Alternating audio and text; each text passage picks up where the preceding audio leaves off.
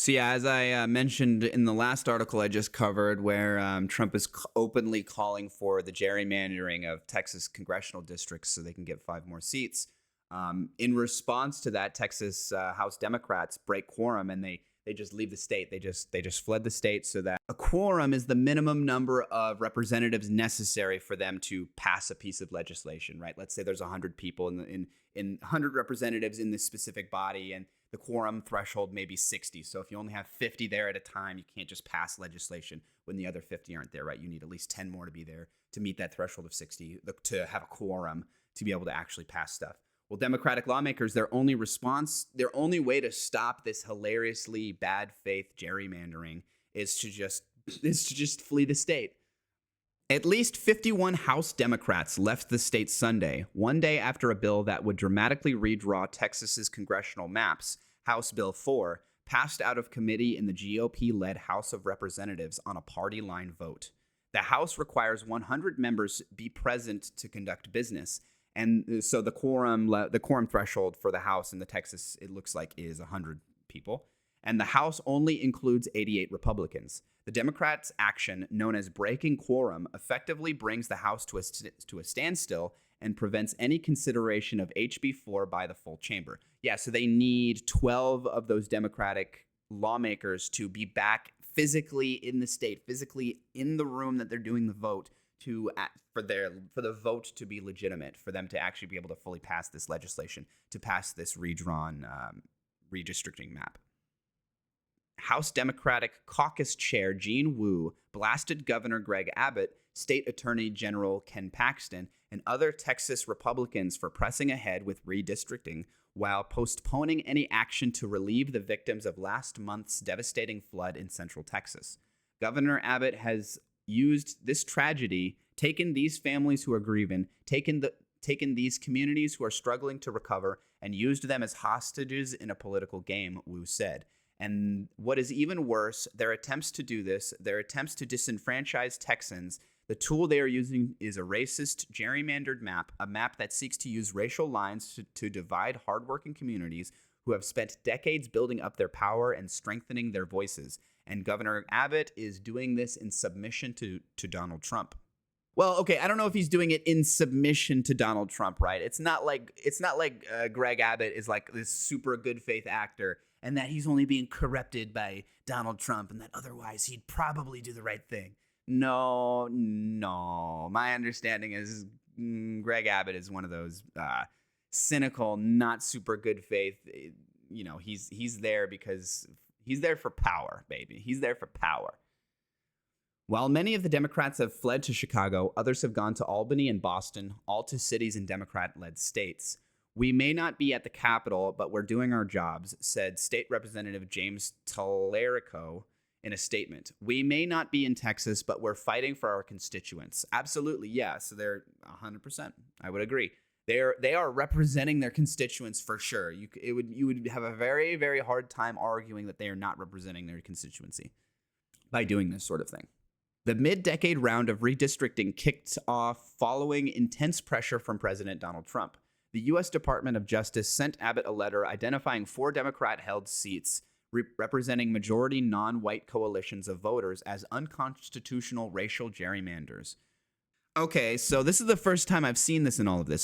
So their official, we're going to put it on paper because we have to put something on paper reason is that basically that reverse racial gerrymandering has undergone, or I guess it wouldn't be reverse racial gerrymandering. Reverse from what you typically see, right? I guess they're arguing that in some of these states, some of these districts, is he seriously arguing that in Texas, that Texas has districts gerrymandered in favor of Hispanic, brown, and black people at the expense of white people? Is that really what the argument they're making? Are they really arguing that whoever drew the last set of Texas congressional district maps did so to gerrymander in favor gerrymander against white people is just hilarious to even, bro, come on now.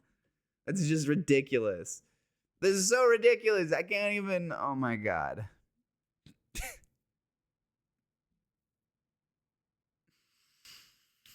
Oh man. Trump then stated publicly he wanted Texas Republicans to redraw the state's congressional map to pick up 5 seats. We should be in Austin right now, working to support grieving communities devastated by the July 4th floods that took more than 135 of our fellow Texans, many of them families and children. That's what Texans deserve in the wake of a horrific tragedy, said State Representative Gina Hinojosa in a separate statement. Unfortunately, Republicans, at the request of Donald Trump, have hijacked our special legislative session to launch a blatant and calculated power grab. It's unconscionable and an insult to the flooding victims, survivors, and their loved ones. See, I don't know why this is twice now in these articles that these Democratic lawmakers have referenced these flood victims as like a means, as a reason for why this whole gerrymandering, redistricting, drawing, the whole is bad. But like, that is like, what is with these Democrats and like avoiding making the good case for things, right? The obvious good case, the obvious reason that they should be putting forth is not that it distracts from helping 135 people that died in a natural disaster. It's that you are disenfranchising tens of millions of people that live in the state. That you are cynically, you are upending the table with regards to how we have handled appropriating House power in the country for hundreds of years. It's that this is completely changing the rules of the game so that now moving forward, I would argue probably in perpetuity, that whenever any state, Republican or Democrat, get sufficient control over their state legislature and whatnot, they should gerrymander the heck out of the redistricting maps, or whenever, a census happens and they redraw the districts, they should gerrymander the heck out of it because the Republicans are doing it and they're going to continue to do it. And that you would, in that context, if they're going to be doing it, you'd be stupid not to. You'd be hamstringing yourself if you don't do it. You're purposefully tying your hands and putting yourself at a disadvantage at that point if you don't do it. And so it just seems like that is such a very, very strong, good reason as to why, guys, we can't let them do this. And so we're going to flee the state and we're going to break quorum and we're not going to let them do this, right? That is the reason you should be leading off with, not trying to like point towards these flood victims and be like, oh, but you doing this redistricting instead is distracting from these people. Like, come on, guys. Like, that's just not like you're. I'm trying to think of the analogy. You're missing the forest for the trees, right? Or what's the saying? You're missing the forest for the trees. Instead of focusing on the actual important thing, you're off distracted by some shiny jingling keys over here instead of the train that's coming to hit you in the face. Several Republican members, most notably State Attorney General Ken Paxton, have called for the Democrats' arrest. I support the immediate arrest of these rogue lawmakers who've fled their duties, Paxton said on Twitter.com. These radical Democrats are spitting in the face of every Texan they swore to represent. This is cowardice and dereliction of duty, and they should face the full force of the law without apology. Yeah, but would he be there's absolutely, I don't even need to present the fake leading hypothetical question for this. I'm going to state it outright. There is absolutely no way Ken Paxton would be against this if the shoe was on the other foot. If it was the Republicans breaking quorum to stop the Democrats from gerrymandering. There is no way he would be in favor of arresting them. No way. No way. Ken Paxton is one of the most partisan, biased, bad faith actors out there, right? Everything he says seems to be exclusively within the purview and to benefit the Republican Party, and everything else, like, it doesn't matter. He doesn't care about consistency. And that sort of thing drives me crazy because that's all I care about, is making sure all of my political views synthesize properly together and are consistent, that one doesn't contradict the other. But I don't think he cares about that whatsoever. I don't think the Republican Party cares about that at all, really. But especially guys like Ken Paxton don't care about that. Governor Abbott went a step further, calling for the Democrats who had broken quorum to be expelled from their elected offices. This truancy ends now, Abbott said in a statement. The derelict Democrat House members must return to Texas and be in attendance when the House reconvenes at 3 p.m. on Monday, August 4th. For any member who fails to do so, I will invoke Texas Attorney General Opinion Number KP0382 to remove the missing Democrats from membership in the Texas House. The last time Texas Democrats broke quorum was 4 years ago to block the passage of election legislation during a special session. Governor Greg Abbott responded by calling another special session, and the quorum break ultimately collapsed. The map legislation passed the House Select Committee on Congressional Redistricting on a party line vote following a day of testimony in which those opposing the measure outnumbered supporters 100 to 1, a point committee Vice Chair John Rosenthal made.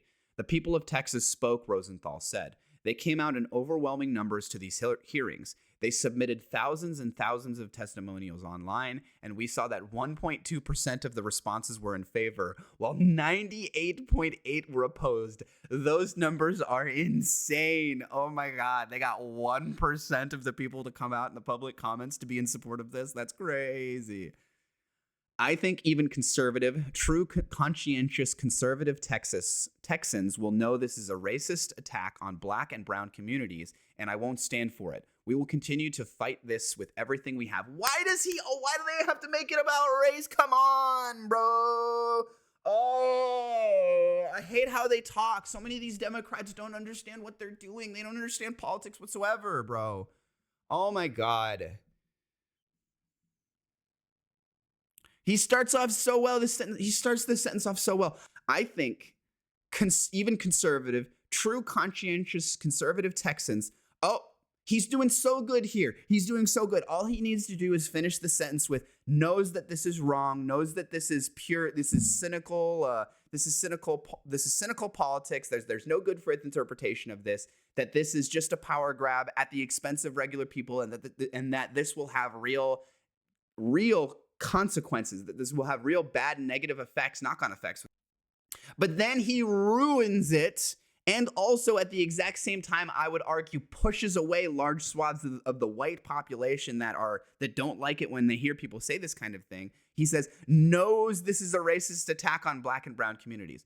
Okay, come on. You don't need to lead with that. That is not the core reason why this is bad, right? The ultimate core reason, if you drill down far enough as to why this sort of thing is bad, is because it undermines our ability to properly function as a society, to properly allocate congressional seats and resources based on the amount of human beings in a certain area, not just whatever politically benefits the Republicans. Yes, the Trump administration is alleging that these districts are gerrymandered against whites, and that in that sense, if they get to change them based on that reasoning, that it will tangibly negatively affect the Black and brown communities in these districts more than it will the white community. Okay, I understand that, but that's not the main that is not the core ultimate problem with all of this. You can drill down even deeper than that, and when you drill down even deeper, it's the problems with proper fair representation, with a democracy, with a republic, with a proper one vote equal, having relatively everybody's vote be the same. I just don't think this obsession that a lot of Democrats seem to have with race and racism and whatnot really like does what they think it does. I think this person's comment here, this whole comment that Rosenthal is making, how overwhelming the opposition to this sort of thing when it comes to public comments was, and how his point would be so much stronger if he didn't just undermine it at the end by virtue signaling racism. Like, drill down to you're a lawmaker. Ostensibly, you're smart. You have the ability to do this kind of analysis. Drill down even deeper and talk about the real issue with this, not the second order issue, which is how it's racist and affects Black and brown people. Drill down to that proper, full bedrock based level of problem, which is how it undermines our whole system of governance in general. This map intentionally dismantles majority-minority congressional districts in which voters have repeatedly demonstrated the ability and power to elect the candidates of their choice, Turner said. To take that ability and power away is straight-up intentional racial discrimination and a violation of the Voting Rights Act of 1965. So yeah, this seems like a totally reasonable thing to do from the Texas House Democrats, the idea that you're going to fire them look, they've done this in the past before, and a precedent has been established that it is, at least to some degree, okay to do this kind of thing. And they didn't fire them or kick them out of the legislature before or whatever. The idea that you're going to kick somebody out of the legislature for not being there for a vote, for the quorum that you cynically want, is not reasonable. In exactly the same way, if the Republicans manage to successfully politically gerrymander the Texas House, then it is like the duty of Democrats in other states to do the exact same thing, for people like, for California to basically do the exact same thing, to gerrymander itself to ensure more Democratic control in the House. In that exact same way, if like the Texas House legislature, if Greg Abbott and Ken Paxton actually kick certain members of the Democratic House, if they actually kick representatives out of the legislature officially in response to breaking quorum in this kind of way, then moving forward, anytime a Republican in a Democratic-controlled state breaks quorum in the exact same way, they should be fired immediately. They should be immediately kicked out of their position as a representative. If they're gonna, if the shoe's on one foot, it has to be on the other, right? If the rules of the game change, you have to acknowledge the changing of the game's rules and play accordingly.